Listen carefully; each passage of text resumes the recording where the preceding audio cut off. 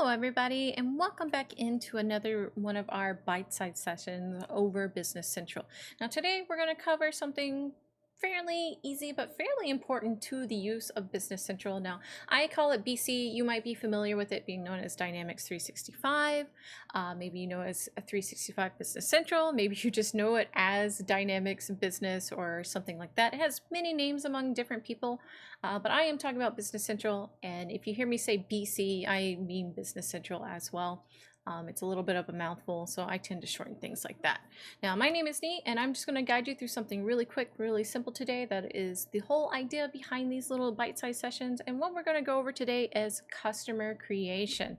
I feel like this is pretty simple stuff, but it can be really confusing if it is your first time within Business Central, or you just don't really know what this means or how to do it, right?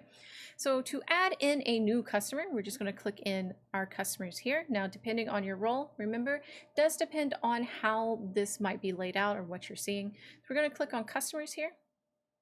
And we can go ahead and see like a list of customers we have going on. Like we have test customers, a demo customer we added. These are some more demo accounts that we added as well. We get a quick visual view of what they look like. I'm going to take that out. If I want this to look a different way, like I like the tiles because it's easier for me, but maybe I want this as a list. Great, you see that over in the right hand corner. If I want tall tiles, so I really want those pictures like front and center because maybe I'm more of a visual person, that's fine.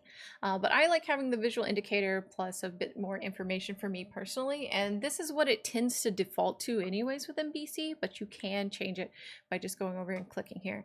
The little funnel icon, by the way, is for filtering, so if you happen to have a huge customer database and you're trying to find a specific customer, you can click onto this guy and filter by like specific names or location, numbers, contacts, like something of that nature. That is what the filter is for. I can close that out and it stretches it back over into the rest of the page.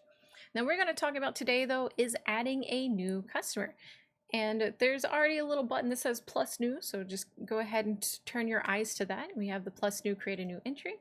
When I click on that, I have business to business. So this tends to be like a company, like you're working with like some sort of like Fortune 500 or a small to medium business, mom and pop shop. It is a company of some kind. The customer person tends to be like a consultant type of role. So depending on who you're working with, depending on how you want to organize people, depends on what you're going to use, but both of them take the same thing. So we're just going to go ahead and start with company because it's the first one on the list, and why not?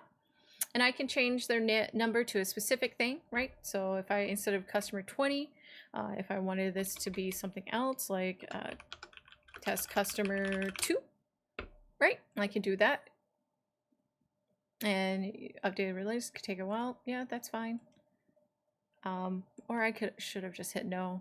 Either way, the reason why it might take a while is because sometimes it's pulling from the back end, but it also is taking in your Wi-Fi to account. So if there's like a lot of information or data on this page, it might take longer than what you just saw. And if your Wi-Fi might not be the strongest, it might take a little bit longer too. So you can add in the name of your company, and we're going to call this company like, normally I'd have like a business card or I'd already know this company, but we're just making this off the top of the cup. So I'm going to call this company Power Puff Pastries. Right? Sounds good. I can talk about the credit limit. I could put in like their number or how much money that I think that they have as a vendor. But primarily what you need to put in is the asterisk. Like anything that has an asterisk, you need to fill this out. You can put in their address, where they are located, any sort of invoicing thing. So tax area code is really important. So where they're located at, and I can select from a full list here and check to see company or region code. I can add in a new if I wanted to, but we're going to say that they're from Miami. Why not? Makes sense to me. If I wanted to add in a picture, I definitely can. So you know how the other customers had in like those nice profile pictures, you're going to add in the customer or company picture or logo here just so you have that visual indicator. You can see the entire customer history here once everything is, been put into motion and start working with this customer more. If I want to assign a contact name, like who is their email for contact, the name of that contact, so anyone in my organization when they're reaching out, they're not saying to whom it may concern. You have that person like, hey, Mr. Hunter from Powerpuff Pastries, how are you doing today, right? So you have all this information that you can fill out.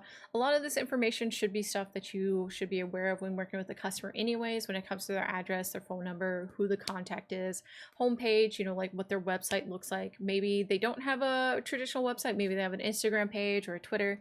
You can add that on here to the homepage so you can go check it as need to. Put in the state they're from, city, zip code, any sort of information you want to fill out here. Absolutely, here you go. This is where it's all at. If you want to check out like their payments, like what their bank communication is, if they have a specific payment code.